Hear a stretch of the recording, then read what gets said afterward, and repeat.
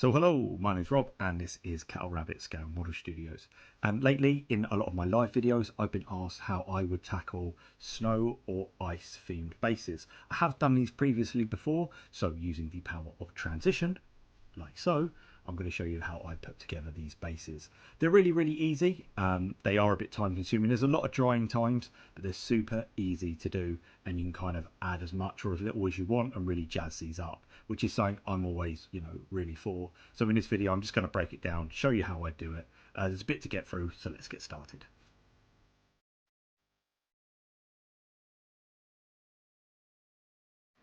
So before I begin, like, subscribe, any questions, leave in a comment, and I will leave any information in the description box below that might be relevant that I might have forgot to kind of add into this. But we're just going to jump straight into it now. So obviously you're going to need a base. You can kind of do this with any size. You are going to need a few things. PVA. I've had this for years. I've used a quarter, if that. It cost me a fiver from my local discount store. Definitely worth getting if you are in the hobby. PVA always really helpful. Aggrellan earth technical paint, any technical paint will do, but you need one specifically that cracks. So that's why I like aggrellan earth. I've used it loads of times. I know how it operates. Then you're going to need a spray. I like this one from Colourforge, ossified earth.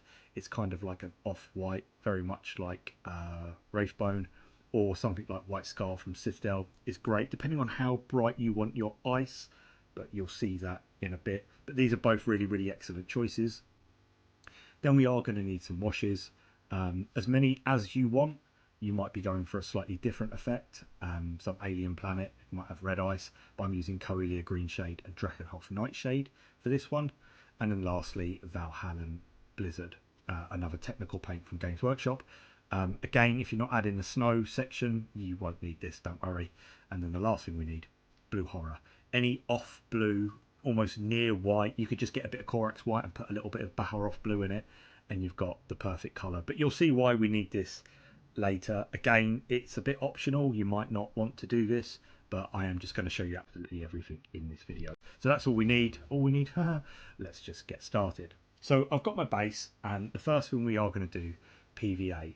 Now I'm going to paint a coat of PVA on this base. Now the reason why I'm doing this before absolutely anything is because it seals off the surface of the base and it gives a really I'm going to say a slightly different finish. But what PVA is actually doing here is it's reducing the surface tension, so the aggrellan earth has to pull slightly further apart. If you load this up and really let this dry, you can speed it up with a hairdryer like I'm doing here. What you'll do is you'll get bigger cracks, chunkier cracks, and you can kind of get the texture paint to almost work how you want it to. So look, it's dry with the hairdryer. This only took about 4 or 5 minutes, little blast. You can see that it's a little bit shinier than what it normally would be. This is exactly what I want. Again, you could put multiple coats of PVA on and you'd get bigger cracks. Next up, aggrellan earth. What I'm going to do here, the application very similar.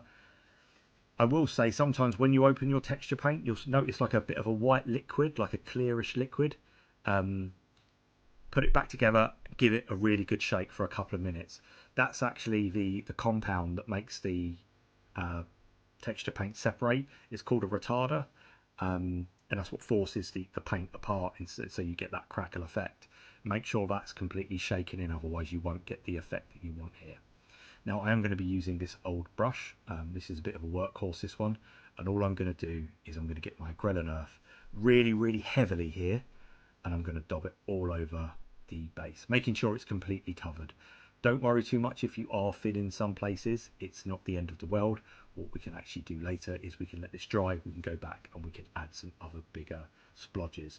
It's really just getting this paint to dry how you want it to kind of look. Don't be afraid once it's dry to go back, add more texture paint. But I do find the thicker you put it on, you'll get slightly bigger chunks and it will pull slightly further apart and it will be a bit more defined. What we need to do now is let this dry fully. I'm going to put this on my windowsill and I'm going to come back after about 3 hours. I think it took this to dry. It's bright here in the UK, it's quite warm, but it's not that warm. Not warm enough for me anyway. I like the sun. So just make sure everything is 100% dry before we move on to the next step. you should be left with something like this. I'm quite happy with the size of those cracks. Hey, once again, sometimes the jokes write themselves. Again, if you wanted bigger bits, then do you know what? Come back in now, dob on some more aggrellan earth, put it back and let it dry. I will say this quickly. Batches, if you do batches of these, you're going to save yourself a hell of a lot of time.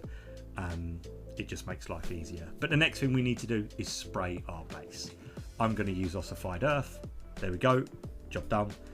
I did attempt to give it a little light dusting of white scar, however the can was completely empty. I didn't realise how low I was on it, so I'm just using ossified earth here. And what this is going to do, this is going to act like a really, really good kind of like base coat for our colours. Now, here I'm going to come in with washes. I've got Coelia Green Shade and Drakenhoff Nightshade again. Give them a really, really good shake. And then all I'm going to do is I'm going to load my brush up and I'm going to apply it to the base.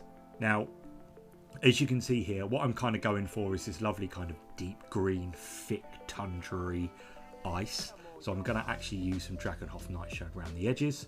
It's a bit stark, but we can mix this together. This is the beauty of washes. Obviously, you've got a lot of time to play around with them. You can come back in with Coelia Green Shade. I will say this as well, try not to load this up too much. It doesn't really matter because it just looks like the ice is thicker if the shade is darker or you put on too much, but do make sure that it's run into all those little recesses and cracks. That's exactly what we're looking for. And then just work your way around. I say you can add as much or as little as you want. If you want to go for like thinner sheet ice, add a little bit of water to the shade and just paint it on, and you'll actually find that you won't get quite a heavy colour. But it really depends what you're going for here. If you're just copying this method, all I did was I kind of came in, I did add some extra splodges of Coelia Green Shade just for a bit of variation, and it's bone dry. Again, it's waiting for things to dry with this method. Is the best I can kind of do. Now, blue horror, again, any off pale white blue is really, really good, and all I'm going to do with a dry brush, I'm just going to flick it back and forth really, really gently, and then I'm kind of just going to spin my base and handle, as you can see here, up and down, and just making sure we're catching all those edges for those little cracks and stuff like that. We're just trying to highlight the cracks with that pale blue, which is going to give us that colder tone, which is going to sell the effect of it's ice or it's frost or it's just a cold piece of ground, which is exactly what we want. As you can see, I've gone over it a couple of times, just really, really lightly, let the colours build up, and that's it, job done. Next, Valhallan Blizzard. Now, what I'm going to do here is I'm going to get a bit on my brush and I'm going to focus this around the edges, almost to the reason why I've done this and I put the snow around the edges is because it almost puts a spotlight on that miniature, because we're actually going to leave the middle completely exposed. But what I'm going to do when I apply this, I'm just going to kind of fluff it up around the edges, and then I'm just going to kind of dab it into the middle. The really nice thing about Valhallan Blizzard is once it starts to get really, really thin, you can actually kind of like push the texture around and the little flakes that are in it, and it can almost look like frost, or it's like starting to melt. So it's a really, really versatile kind of texture paint, Valhallan Blizzard. You could also, you could paint it, you could add like a blue wash. I believe there's a contrast, I think it's called something Glacier. I've never used it, but it's a really pale blue colour. You could probably paint that over this as well if you wanted to. Would look great. And then we're left with something like this. Now, it's basically done, but all I will say is that if you wanted to add a bit of a shine to your ice, you could go over with a little bit of hard coat. And if you want to kind of put anything on your base, like dress it up, skulls, little bits of bone, some, I guess, tufts, push them in before the Valhallan Blizzard has dried, and then let it dry around it. Also, if you are using tufts, come in with a little bit of Valhallan Blizzard as well and just pop it on the top, and it will look like frost has collected. It's a really, really good, honestly, texture paint. I probably don't use this enough. I actually had a really good time with this. So we'll just take a quick look at it, and here it is. Obviously, the texture paint's doing their job. They're doing all the heavy lifting for us. All we've done is sprayed it and chucked a wash on with a cheeky dry brush. That's it. That's all there is to it. You can jazz these up as much as you want. As I said, consider using things like Caribou Crimson, make some really weird coloured ice and stuff like that, alien planets, all that sort of thing. it looks great. But look, that is it for me in this one. This was only a quick video because a lot of people had been asking again on my lives.